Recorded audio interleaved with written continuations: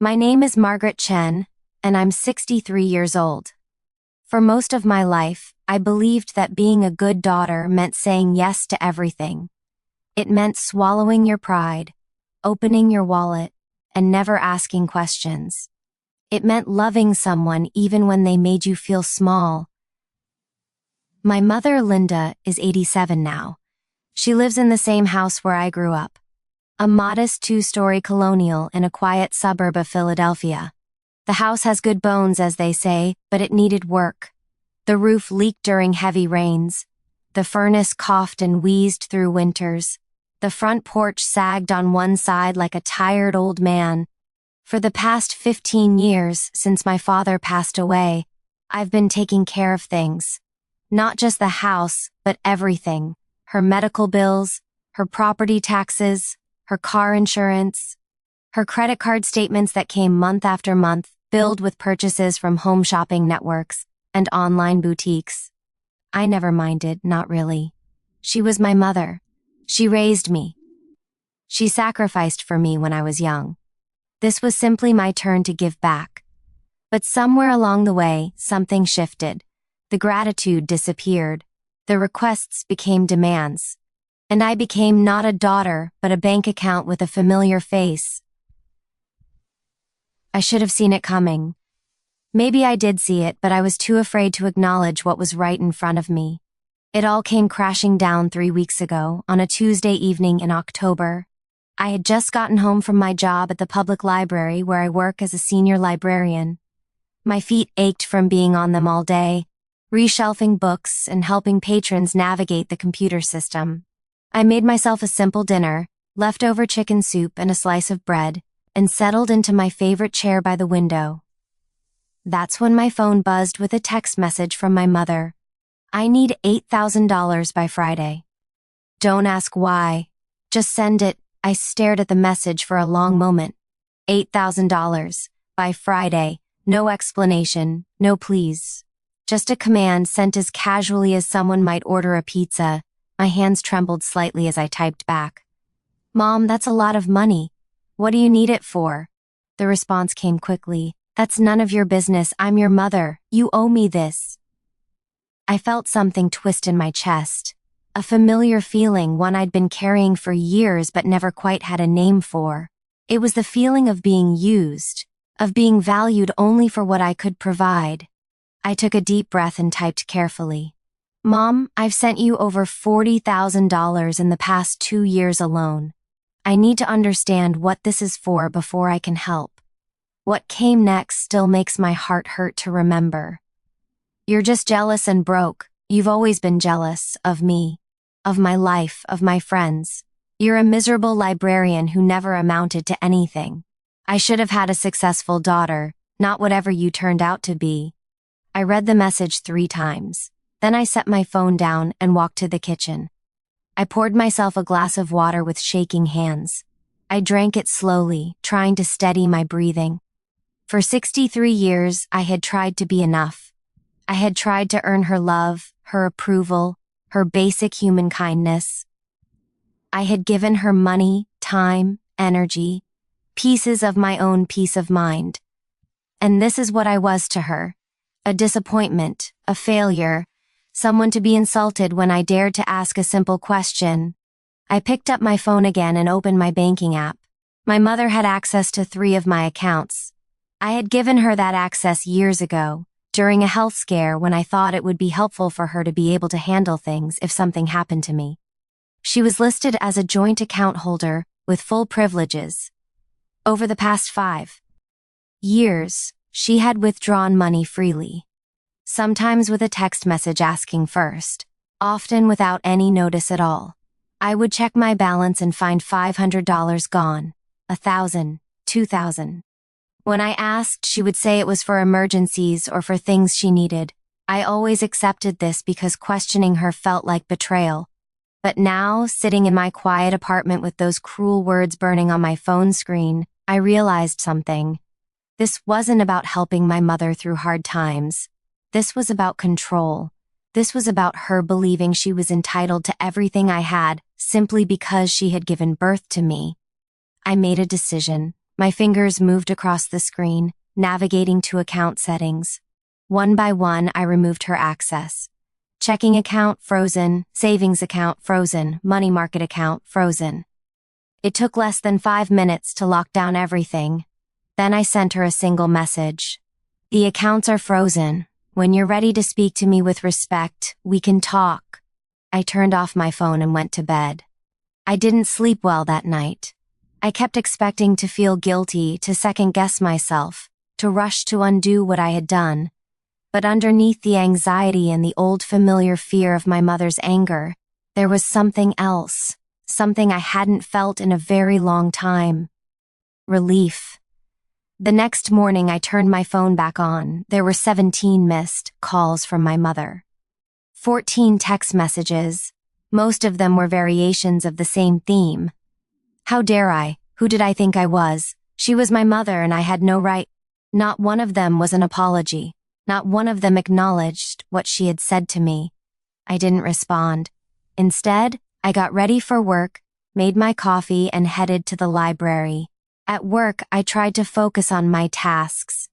Wednesday mornings were story time for the toddler group, and I usually loved reading to the little on. And seeing their faces light up at the pictures. But my mind kept drifting. I kept checking my phone during breaks, watching the missed calls pile up. By Wednesday evening, there were 32 missed calls. Thursday brought a new wave. My mother started calling my workplace. My supervisor, Catherine, came to find me during my lunch break. She looked uncomfortable. "Margaret, your mother has called here 6 times today. She's quite upset.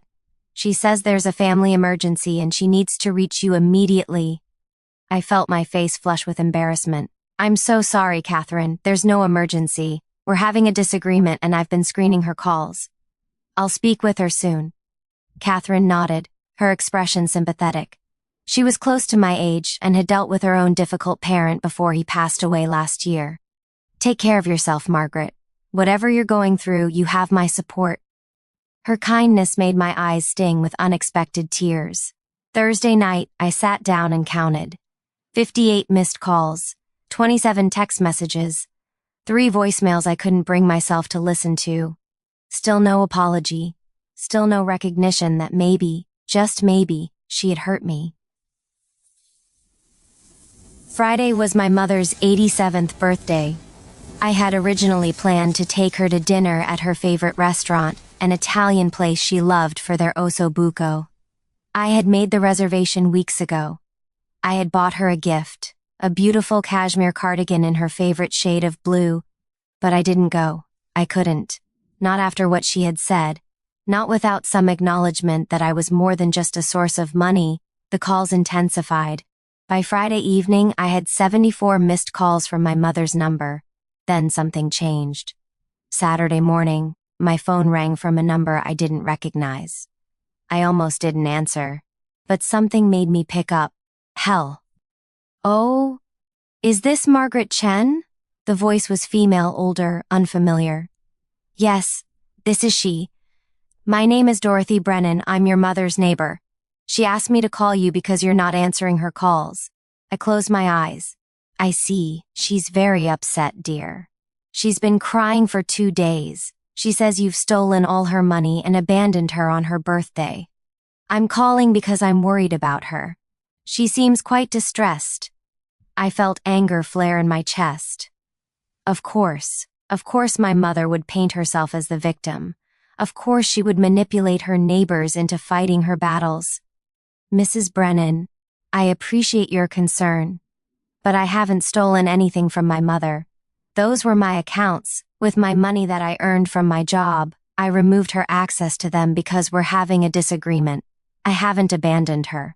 I've simply asked for some space until she's willing to speak to me respectfully." There was a pause. "Oh, she didn't mention that part. I imagine she didn't." Another pause. "You know, your mother talks about you quite a bit. She always says how generous you are, how you take care of everything for her. I suppose I just assumed when she said you'd cut her off that something terrible must have happened. Something terrible did happen, Mrs. Brennan. She called me jealous and broke and said I was a disappointment. When I asked what she needed $8,000 for, that was her response. I heard Mrs. Brennan draw in a sharp breath. $8,000. Good heavens. I've been supporting my mother financially for 15 years. I don't regret that. But I won't continue to do it if the price is my dignity.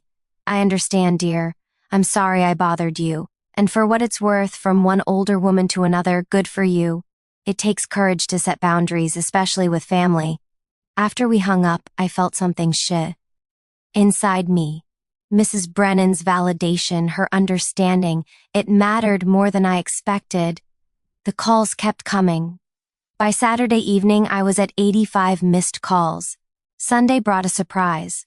My phone rang and the screen showed my cousin Rachel's name. Rachel was my mother's niece, someone I'd always liked but rarely spoke to since she lived in Oregon. Margaret? It's Rachel. I'm so sorry to bother you. It's no bother. What's going on? Your mother called me. She's very upset. She says you've cut her off completely, and she's terrified she's going to lose her house because she can't pay her bills. She asked me to call and beg you to reconsider. I sighed. Rachel, did she tell you why I removed her access to my accounts? She said you got angry over some small disagreement about money.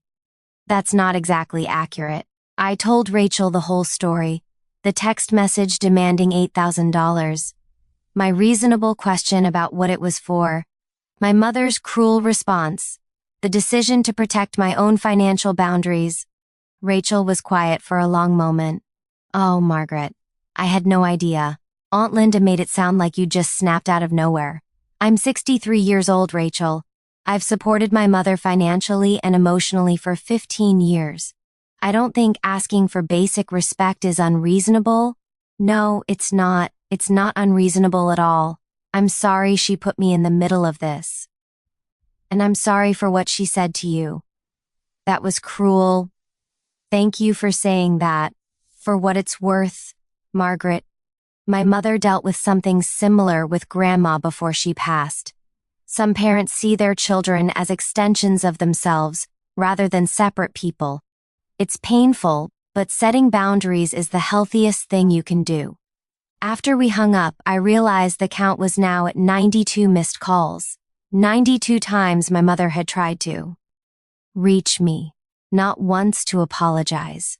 Not once to acknowledge my hurt. Just 92 attempts to get me to fall back in line. Monday morning, I woke up and made a decision. I got dressed, drove to my mother's house, and knocked on the door. She answered quickly, her eyes red and swollen. For a moment, we just looked at each other. I saw my mother, aged and smaller than I remembered, her hands trembling slightly. She saw me, her daughter, standing straight and firm in a way I never had before. I came to talk, I said quietly. She stepped aside and let me in. We sat in her living room, the same room where I'd played as a child. The furniture was the same, the curtains were the same. Everything frozen in time except for us. Mom, I need you to understand something. I love you. I will always love you. But I can't continue to be treated as nothing more than a source of money. When I asked you what you needed $8,000 for, that was a reasonable question. Your response was to insult me and belittle my life. My mother looked down at her hands. I was angry. That doesn't make it okay. You've never understood what it's like for me. Being alone. Being old. Watching my friends have daughters who are doctors and lawyers while mine is a librarian. The words stung, but I didn't look away. I am a librarian, Mom. I help people find information. I teach children to love reading. I assist seniors with technology. It's meaningful work and I'm proud of it. If you're disappointed that I'm not wealthy or prestigious, that's your problem, not mine. She was crying now. I needed that money for the house. The roof needs repairs and the contractor wants payment up front. Why didn't you just tell me that? Why did you demand it without explanation? Because I shouldn't have to explain myself to you. I'm your mother. There it was. The core belief that had poisoned our relati. On ship for years. She believed that motherhood gave her unlimited rights to my resources, my time, my energy, without any obligation to treat me with basic human dignity? Mom, you do have to explain. Not because you're less than me, but because we're equals. Because relationships work both ways. Because respect is a two-way street. She wiped her eyes. So what now? You're just going to abandon me? I'm not abandoning you. But things are going to change. If you need financial help, you'll ask respectfully and explain what it's for. I'll help when I can, but I'm not a blank check. And if you ever speak to me the way you did in that text message again, I will walk away. I love you, but I love myself too. And I finally understand that I'm allowed to. We sat in silence for a long time. Finally, my mother nodded. I'm sorry for what I said. It was cruel and untrue. It wasn't a perfect apology. It didn't undo the hurt. But it was a start. I agreed to help her with the roof repairs, but only after seeing the contractor's quote and discussing a reasonable payment plan. I restored her access to one account with a monthly limit. And I made it clear that our relationship going forward would be built on mutual respect, or it wouldn't be built at all.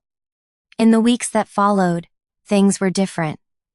Awkward at first, like learning new steps to an old dance. My mother still called frequently, but the tone was different.